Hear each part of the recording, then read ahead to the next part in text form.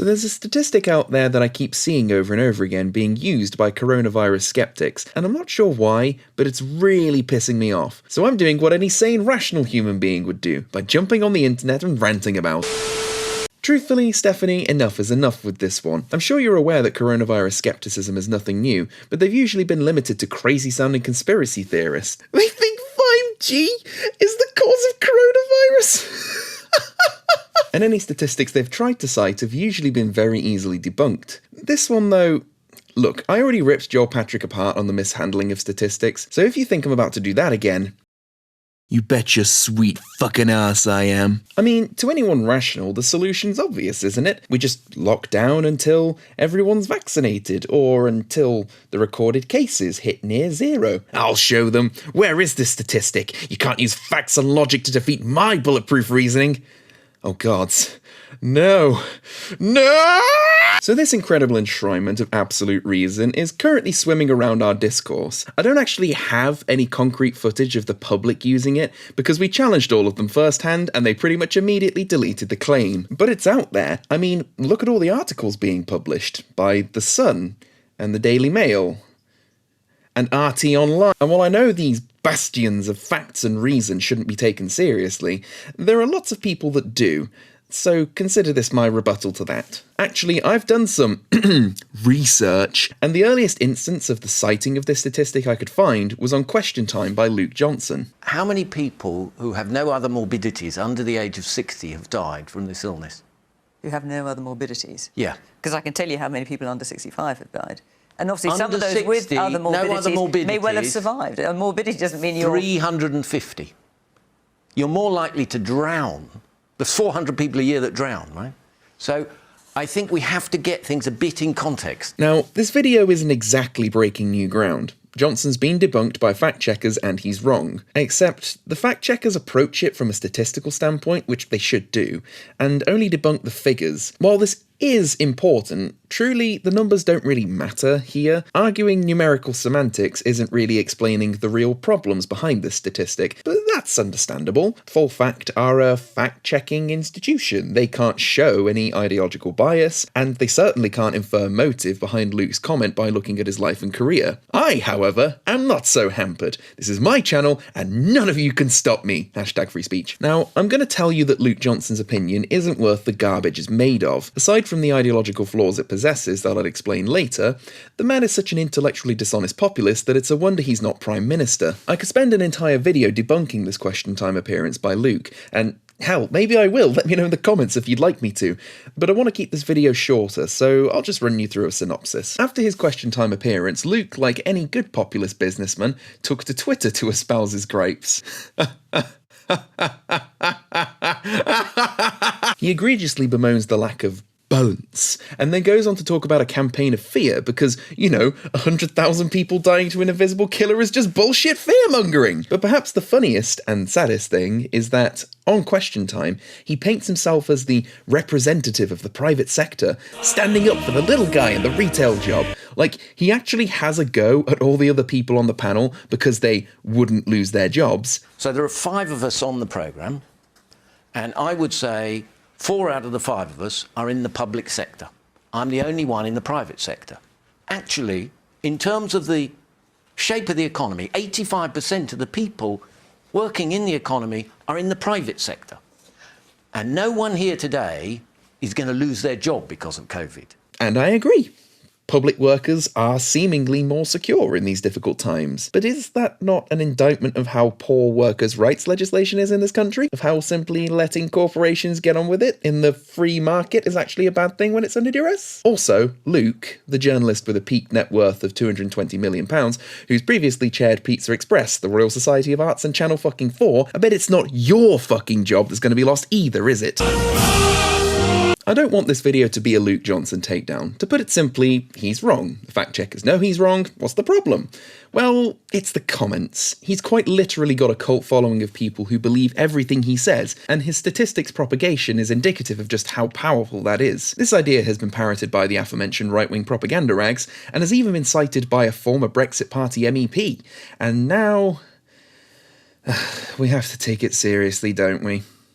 Fine, here's the meat of the video. In case any of my visuals didn't make it clear, or maybe you're just listening to this as a podcast, the statistic in question is fewer than 400 people under 60 without comorbidities have died as a result of Covid-19 in the UK. And when you hear it, I wouldn't blame you for your initial reaction being quite confounded. It's like, oh, well that sounds... wow, I thought, it was much worse than that.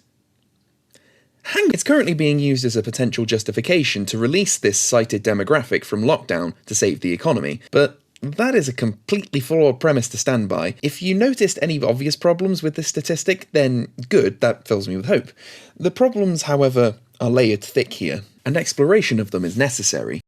Number 1. Misuse. The statistic is technically not untrue. Look at the numbers and boom! Checkmate, am I right? Well, actually, no. Statistics, as have previously been discussed on this channel, are merely numbers without context. You can't point at numbers and numbers alone to justify a policy shift, because, firstly, there are other numbers, and secondly, the inferences made from these numbers have to look at other factors. Pointing the statistic out and saying, free the young healthy people, just blasts past any consideration of what might happen as a result. Number 2. Statistical Gymnastics. One of the goals of the COVID skeptic is to downplay the virus. If it's not that bad, then that justifies lifting lockdown. And it's a pretty good downplay, highlighting a mere 400 deaths. But that's an odd and strangely specific set of parameters being used there, isn't it? No comorbidities and under 60? They've had to shrink the goalposts a lot here to get this number, and the thing is, it's a completely callous ignorance of the people outside of that bracket. It's estimated that 24% of the general public are at high risk of serious complications of Covid-19, and that 22% of the country are over 60, and even if those two demographics perfectly aligned, which it's pretty obvious they don't, that's still a quarter of the country you're omitting for a policy shift proposal. Comorbidities include heart disease, kidney disease, MS, diabetes, asthma, pregnancy, obesity, you get the idea. You can ascertain that people under 60 are easily capable of having these comorbidities by simply walking through a town centre or going to school. Seriously, in primary school, like half the kids in my class had asthma inhalers. It's no stretch to imagine these comorbidities featuring in under 60s. For the same reason, it's easy to imagine that people over 60 could be otherwise perfectly healthy. By my own conservative guessing, this statistic is actually omitting a third of the country? Maybe more? Probably more. So the statistical gymnastics of the people citing these numbers is fucking ridiculous. Number 3. Covid-19 isn't a death button disease, you fucking morons. This is technically another statistical gymnastics move being pulled. Only 400 deaths? Well, fair enough, but Covid-19 does a lot more than just kill you. Long-term health problems and conditions are rife with this virus. Speaking as someone who has had it, and trust me, I got the nice version, I remember being bedridden for a week, shivering, throat torn to pieces by needing to cough, and a complete loss of appetite, which is huge for me. Seriously, I've been known to eat in excess of 4,000 calories in one sitting. My family members weren't so lucky. Yes, none of them died, but they were similarly completely taken out by it and had lasting effects dealt to them such as chronic shortness of breath or their taste not returning for months. Seriously, guys, this disease fucks people up. Even if it doesn't kill you, the 100,000 people that have died is a huge number, and even huger will be the people who suffered and who are still suffering as a result of it. So highlighting only deaths is really fucking stupid when you think about it. Number 4, community. Kinda. So let's be honest, we live in polarised times. It doesn't take much to divide us, and truthfully, one of the only reasons I feel that the country didn't descend into anarchy when lockdown was originally announced was because we were in it together. The country was calling for Dominic Cummings' head when he reportedly broke lockdown, and the outrage and division stoked by newspapers when those pictures of beachgoers were published was enormous. Saying that the young and healthy people should all go out anyway because they're not at risk is simply going to further that divide, and advocating for this type of policy to be implemented is just not going to help.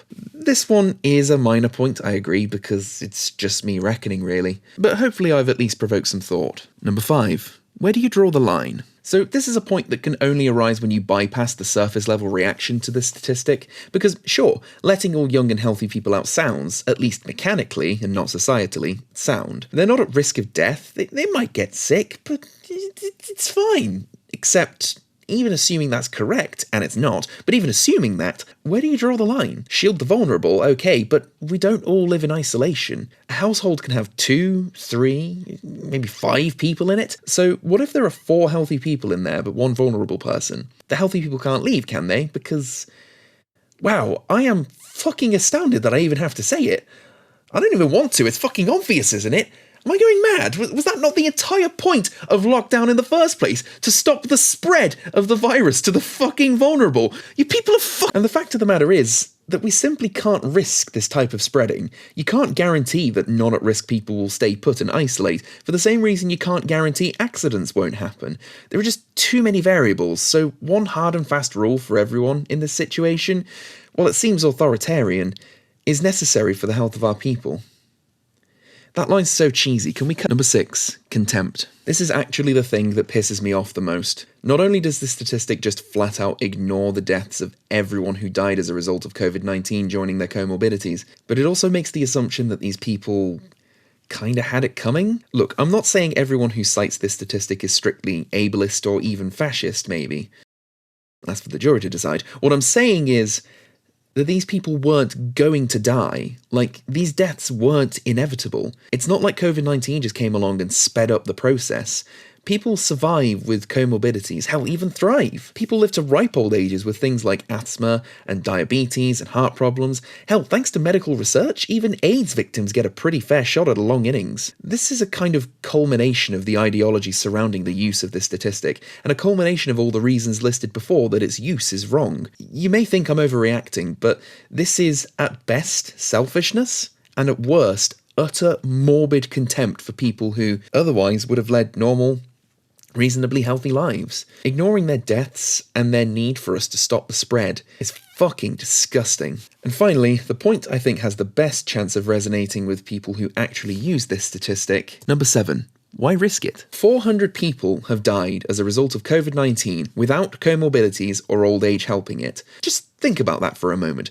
400 people. That's not like 1 or 2. That's 400 people just dead with no other reason other than the virus. So, like, what is wrong with you? This thing clearly has no problem killing perfectly healthy people. So why the hell would you risk it? You've got to be mad. You're all just So there we have it. I'm done. Statistic destroyed. Hooray! Okay, fine, I'll add some nuance. I think, honestly, that the ideology of people like Luke Johnson is pretty telling of the framework through which they're viewing the world. This obsession with restarting the economy at the cost of human life is, in my opinion, a pretty tragic state that we've all got to. COVID-19 has been a tragic affair throughout the world. It's killed hundreds of thousands of people and severely afflicted countless others, not to mention the emotional damage its presence, its consequences, and its solutions have delivered. And it can be argued that it's done some positives too, but personally I think that's quite an insensitive way to describe it. I'd rather mention that it pressed the pause button on capitalist society, and in the absence of capitalism, the environment began to flourish again. Our natural world was allowed to take a breather, and boy did it breathe. We also, however, learned, I believe, some invaluable lessons about our society. People like Luke will pontificate endlessly about how jobs have been affected, and how we need to restart the economy like it's the most important thing in the world. But do you see? They've euphemized the word job in there, when what they're really describing is economic security. And they've done this for 2 reasons. Highlighting just how little economic security people in low-paid jobs have brings capitalism as a whole into question. They're blaming lockdown for the loss of economic security, but really, it was never there in the first place. If, under the duress of a pandemic, the system crumbled, why were there no safety nets? It's not because we can't afford it, because Boris literally mid-pandemic announced multiple billions of extra spending for the military. Like, really, Boris? Are you fucking insane? It's almost as if the system was never meant to work for anyone other than the rich CEOs, politicians, and the Luke Johnsons of the world at the top. The second reason is that this is the rhetoric they want to emphasize. They want everyone to think that the most important thing is that they have a job, that they go to work, that they do their job, and that's it, really. It's not about economic security to them. I mean, sure, a job provides this, but if the job is literally going to potentially kill you with a virus, that's not your fault. And the fact that the economy is failing isn't your fault either. People shouldn't have to take the fall when they're not in a position to. That's just a stone cold fact. Those at the top, they'll be fine for years to come, even if the system completely stagnates. They knew that in New Zealand, and that's why their Prime Minister took a pay cut. And, oh, by the way, New Zealand have been clear of this thing for months now. Just saying. Our country is obsessed with people going to work above all else because that's what we've been trained to believe. Because that's what keeps lining the pockets of the elites. Actually, I don't even want to call them that. Elite is kind of a cool word. Let's call them crocs. Yeah, no one likes crocs. That's not a cool word. And no one's going to change my mind. If I may offer a summation of all of this ranting. This statistic, and basically every other statistic or piece of rhetoric that's been cited as a reason to lift lockdown procedures, is ignoring the basic principle of living in a society. Humans aren't particularly good at learning how to do everything. Some of us physically or mentally can't, some are incapable, some are good at some things and not others. The point is that we live in a society because the world's a bit fucking brutal on your own. It's unforgiving, it's rigid, and it wants to kill you. We banded together because we knew that we were stronger as— okay, seriously, I need to edit this script. The reason we live in a society is to look after each other. I don't want to spread the whole all we need is love speech, but this is the core function of a society. Human life and the preservation of it should have been at the forefront of everyone's mindset. And as one of the richest nations in the world, we should have been well equipped enough to deal with something like this. Other poorer nations managed it, probably because they run socially, not capitally. The problem is glaring, and even when COVID-19 goes away, if it goes away, there'll still be a bunch of rich crocs up top dictating the discourse and fueling their own interests and basically doing all they can to preserve the status quo. Hell, you can even see them doing it throughout the pandemic. The Tories literally put socialist policies in place at the start of the pandemic that just a few months prior they were all calling a Marxist fantasy. They're doing everything they can to look good and keep themselves where they are, but not too much now. Wouldn't want to let people start thinking there's a better way than neoliberalism now, would we? This video is becoming way too long now. I'm sorry. The bottom line is that these statistics aren't just wrong. They're morally bankrupt for more reasons than I care to count. Okay, look, I know I counted to 7 with them. Just let me poeticize, alright? I think it's high time that we reclaimed what made the human race so successful and gave a few less fucks about some imaginary concept of money and worth and started caring about human life and security and basic needs first. The statistic and its usage are wrong, but I suppose the message I truly want to send with this video is it isn't enough for us to be right anymore. We need to change. Crocs.